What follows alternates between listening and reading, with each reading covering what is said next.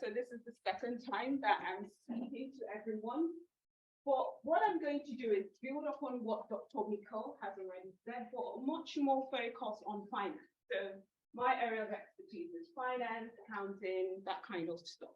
So that's what I'll be focusing on, mainly trying to tell you that, investors are not the only way you can raise money. What are the other alternatives to raising money? So going to kick off with an introduction.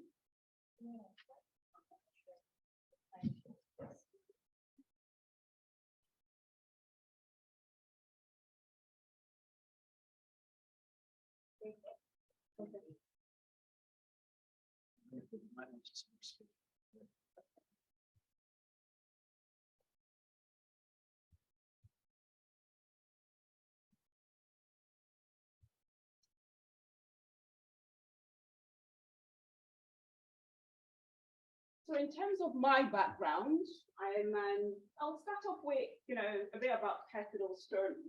I started my first business at the age of 9. I know a lot of people say, wow, but yes, 9, at the age of 9. And what it really was, I was in my final, I think, 4th or 5th grade, back in Nigeria, where I grew up. And it was about selling storybooks. Okay, so what I and my friends, we formed a company and we used to make storybooks. So on plain A4 paper, make storybooks, put sweets on the cover and sell it to our schoolmates. So that's really how I started.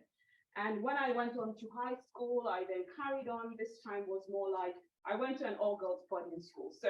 And it was a Catholic boarding school. So I locked up most of the time in school.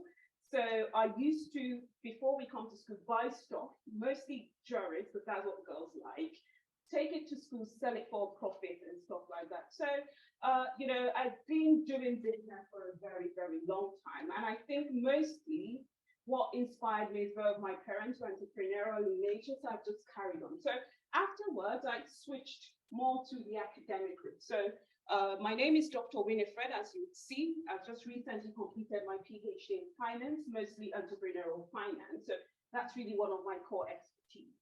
Now, as well, you see that I've really spent a lot of time in academia, mostly. I'm a chartered accountant with the ACCA as well, so that's one thing. The next is I am also a consultant. So because of my PhD, started something more like a side hustle. Winifred Soribe Consult, where I do research and share that with the wider world. A lot of the research I do is UK, US as well, so it's very similar.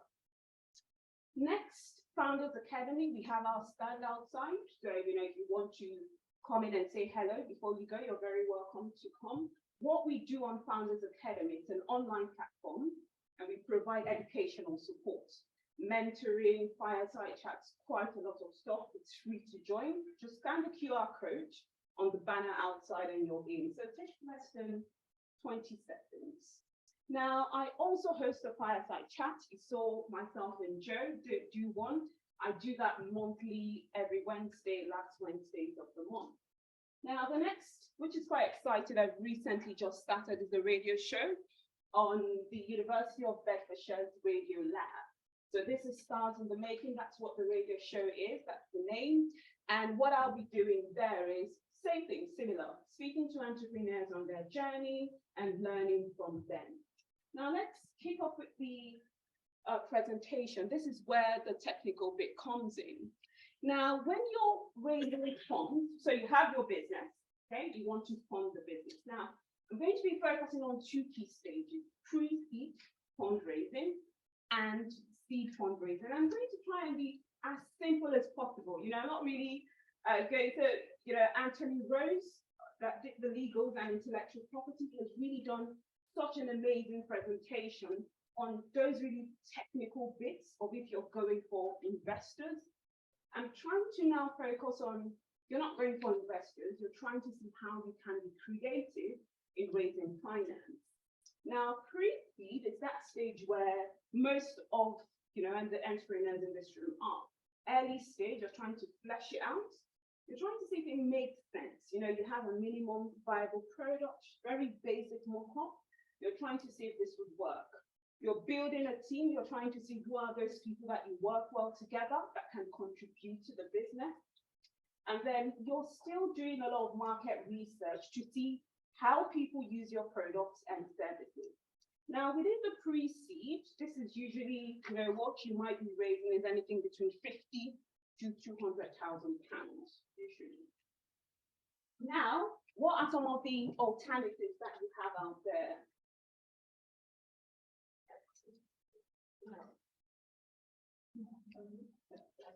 Okay. Now, one of the first options when you're in that pre-seed stage is personal funds. So this is, even you said, invest you most money you'll make. So what this is simply saying is you have to put in some of your personal funds, really. Some people think, oh, I'm going to start a business. I need to go out there and look for investors. And so, alluding to what Simon has said, you want to use other people's money to fund your business, but you don't want to put your money in. So, it's a bit tricky. So what you want to do is to typically say to yourself, it's not compulsory, but you want to put some of your money into the business. So we usually start with, personal, cash as an option. The next now is family and friends. So these are forms of finance that we're already very aware of. Forms and family and friends usually is, the next step that you're going to consider. Now, one of the downsides here is your family and friends might not be as generous as these people on the screen. So it's worth thinking to yourself, if you do take funds from them, you have to be careful that you're taking it for something that you can actually achieve.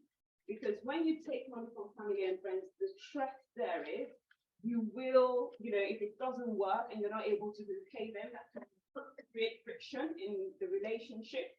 And you want to be careful about that. So if you will take from them, you have to be cautious about the amounts that you're going to be taking. Now, an example would be the founder of RL Investment. RL Investment is an investment firm in the States. And it's done really well. It's one of the main investment firms in the States. And when the founder started, he was quite young, in his 20s, started this investment firm. His parents put all their life savings in the business.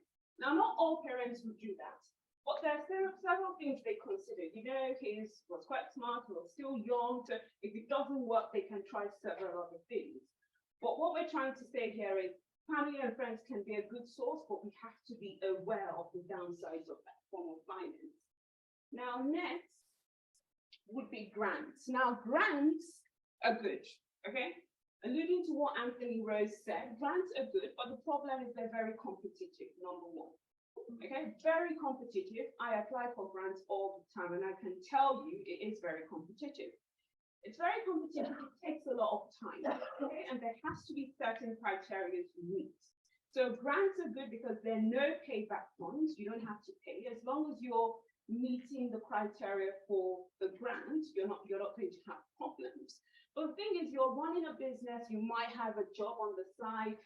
If you have the time to apply for grants, by all means do, but that should not be your sole focus, because you might just get heartbroken like me, several times. But, it's also good to get some training on how to apply for grants, because there's so many. It's really, I know an entrepreneur I spoke to, John Evans, he said it's more like a dark arts. There's so many things there. Having connections, really knowing whether you'll be able to, what the level of competition is, and all those things are factored in. Now, the next bit would be convertible debt. Now, convertible debt, what this does, it gives you the option to say, for example, you go to an investor or someone, and they give you, say, £100,000 for the business. So they give you this business, and you do sign a contract to say, 3 years down the line, if you meet X, Y, Z criteria, I will convert that £100,000 to equity. So in a sense, we're starting off with borrowed money, okay? But there is the option to convert to equity. So that simply means if you meet X, Y, Z, you're not paying back the money.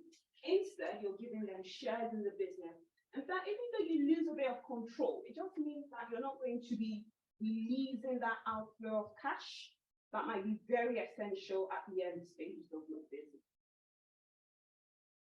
Now I'll move over to dynamic equity, and this is sort of very, very interesting. Now, what is common is, say, for example, a lot of you in university, you have this really good idea, because you find out that a lot of the startups have started from university. Good ideas do come. Now, you started up there, 4 of you, you're quite excited, you're in your final year, you start this business. You graduate, life happens, things happen, and then you're not as committed as you were when you started in university in the final year. And what you've done is, when you started it, you split the equity evenly, 25% amongst all 4 of you. Now, 2 years later, it's only you doing everything. The other 3 are not as committed as they are. And the thing is, once you give out equity, you can get it back, but it's a legal process. Okay? Now, what's the solution to that? Dynamic equity. Okay, I'm just going to introduce a very basic introduction, so just we have a good picture of how it works. Now, dynamic equity is based on contributions to the business. So that simply means is, if someone brings, I don't know, 100K, we give them equity based on that contribution. We don't say we're going to split it equally, no.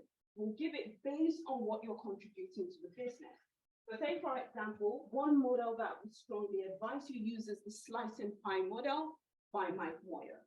And what it does is we allocate it. So say, for example, you see how you started that business in your final year? What you're going to be doing now is you're monitoring the contributions. So every if, I don't know, this person Y, is not contributing as much to the business, you turn down the equity. If person Z is not contributing as much, you turn down. So where they're not contributing as much, they lose out on the equity. Much more flexible, you avoid a lot of problems, and it's much more practical to use.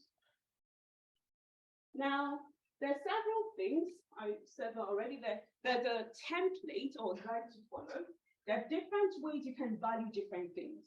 If someone brings cash to the business, you value it times 4. Say, for example, someone brings 100K. You multiply that by 4 to say they've actually bought £400,000. So there's a guide to how you quantify the contributions that people are making to the business. So, dynamic equity is something that, you should look out. And so, this is a better model to use when splitting equity. Now, what are some of the drawbacks of the dynamic equity? One of it is it can be complex. So where you're doing, maybe deep tech and all the sort of complicated businesses, it might be difficult to monitor every, especially when the project is really big or the business is big. It can be complicated to monitor it. So I've really just given a very simple, basic, explanation to how it works. Now, monitoring it long time might be challenging as well, because it means that say you update the model every quarter, you need to give time. There has to be a system of monitoring the hours that people are contributing, so that everyone is happy with what is happening, and that takes a bit of time to settle. Okay, so we want to be aware of that as well.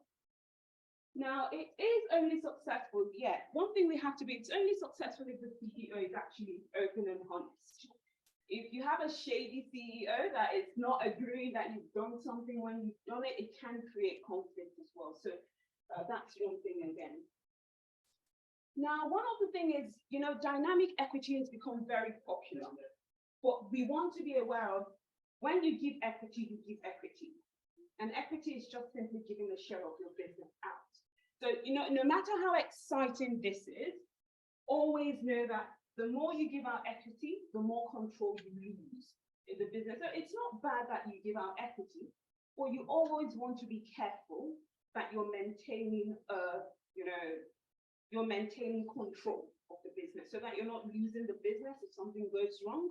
But also, that the more you give equity, the more you need consent of the investors. You can't just do whatever you like when you have given out equity to investors. You have to run things by them. And depending on the kind of person you are, of which a lot of entrepreneurs are very, independent, want to do things their way, you might struggle. So you want to be just be aware of that. Now, moving on, another way you can think of funding the business, and again, when you think about funds, you also want to know that financing a business is not just money. There's so many other things that you can do without raising the cash itself. You know, I was speaking to an entrepreneur today that was saying that, you know, he started a business of an earphone. He's designing an earphone that he's selling out. And one of the things is giving someone 5% equity in the business. And what is the person giving him? Not giving him cash, giving him office space, giving him mental support, you know, mentoring him, you know, encouraging him in the business process. So it's always good to know that, you know, you don't necessarily need to go for cash. Think about, you know, what are the other ways I can grow the business without cash is important. No one is saying it's not important. I'm an accountant, cash is king. But think about what are the other resources I need for the business that I can get without cash itself. Now that's where co-founding comes in. And what you'll typically see that a lot of businesses that do well, look at the top businesses of the world today, they've had co-founders. Although the ones that come to my mind very quickly, if I think about Facebook, Zuckerberg, you know, they've done it solo, but co-founding does help. It releases the pressure. Now, co-founding simply means I look for someone who is going to help me run the business. So we're going to do it together. Now, when you have a co-founder, you're able to split the resources between yourself. I bring this, and the other person brings this. I think about myself starting a business, and I think to myself, okay, there's certain things I enjoy. I enjoy numbers, I enjoy creativity, all that kind of stuff. If you tell me to do something very technical, I'll struggle.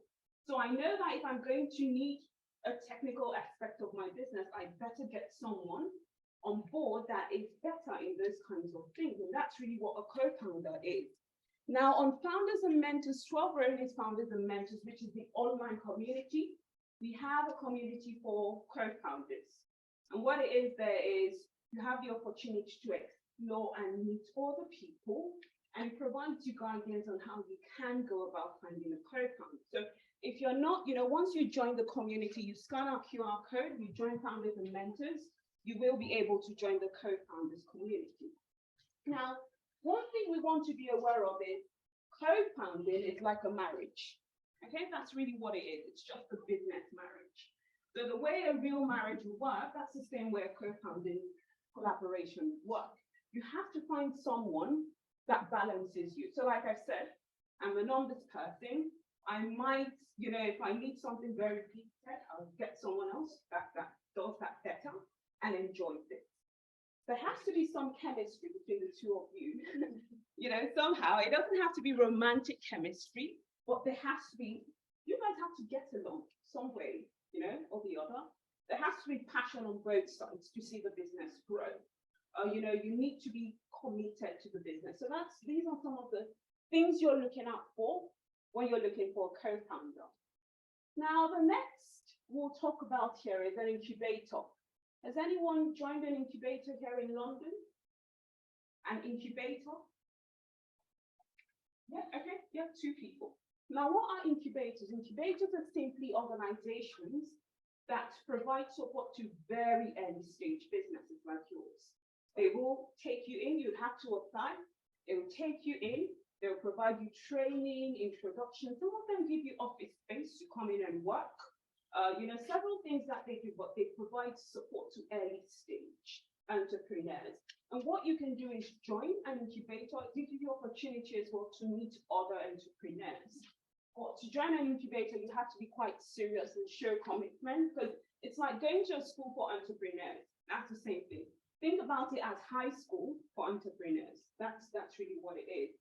Now, some examples here in London are Entrepreneur Fest, One Day, Seed Campus. You can check them out. You know, just Google. Look around the incubators around you. They're free. You don't have to pay. Now, the next stage is the seed stage funding. And this is where, yeah. Can you come back to that?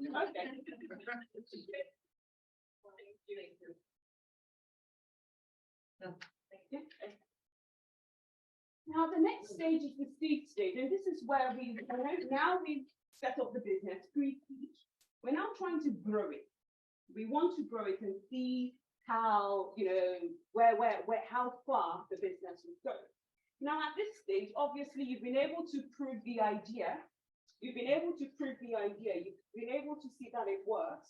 So the next thing you're going to be doing here is to say, okay, how do we fund it? So I'm going to run through this quite quickly. First of all, you can look at business angels. How many of us watch Dragon's Den, Shark Tank? Quite a few. Yeah, so those are business angels.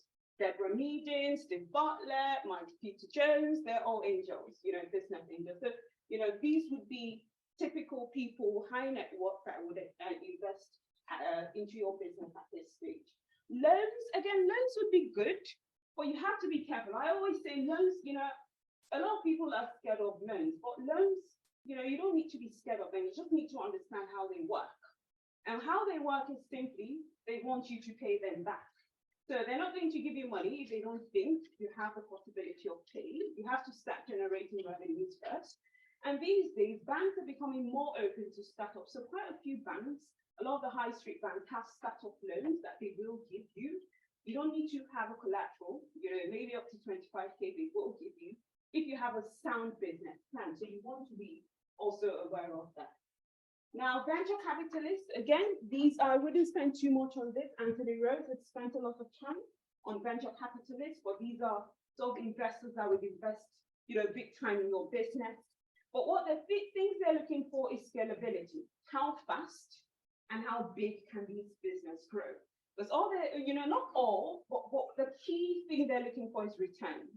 They're taking money from pension funds, insurance funds, and they need to generate returns for those investors that are giving them money. So as long as you have an idea that is innovative, scalable, and can bring them cash, they will give you money.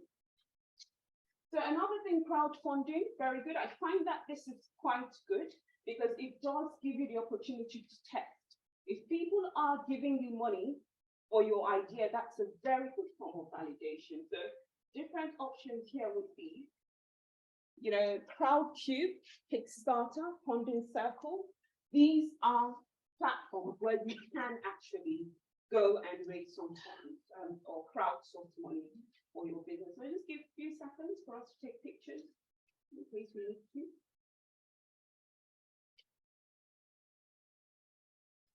Yeah, so just round up. Last, accelerators. Again, accelerators is more like university for entrepreneurs. It's not like core university, but you see how I said incubators are high school, is a high school. Accelerators are when you've proven the idea works, you started making some money, you join an accelerator and they will be able to give you the support to move to the next stage of the business. Good examples are NatWest Accelerator, very popular. Accelerator Academy as well. PwC scale programs, they're free to join. And some of them, the last two, Accelerator Academy, I would give you cash. Not that they wouldn't give you, they would take some equity, obviously, but they can invest in your business. So there's the option. Incubators can also invest in your business. So just be aware that those are opportunities for funding as well. So that's me in a nutshell. I can see Simon hanging around to tell me my time is up. But, by all means, connect with me on LinkedIn, join Founders Academy. I think that's one of the easiest ways to get across because we host regular workshops, educational workshops on Founders Academy. Check out my website for some of the work I do. And it's been a pleasure, okay, speaking to everyone. This is like my second time. I was here last year. So I'm always excited to come to ARD London. So any questions? Winifred, that was marvelous. Thank you very much. Just to let you know, all the slides from today will be uploaded and you'll have access to them as ticket holders. So don't worry, I know you're taking photos and slides, but we'll send you a link to all of the slides. And video. Just before you go, we've got, so this is the end of the main part of what we're doing, part one really of the Founders Festival, because what's going to be happening right now is the US are going to be joining us. So we're running part 2 out of 3 locations in the US. So out of Miami, Fairview Heights, and Tacoma. So we're now looking at, they're going to be running it while some of us are going to go down the pub. Yeah, I thought Jake would be. But before we go to the pub, before we leave, we're going to have a little session on local to global, because this is part of what we wanted to achieve today. Not just the business of failure, learning the things and the attitude you have towards this part of the ecosystem, which is high risk. Basically, it's the high risk part of what we do, but also the networking part. We've been doing networking, and what we also want to get across is, as well as networking with people in the room, you can network with people online. You can network with people in different locations. You can look at launching businesses in different regions. So this is where we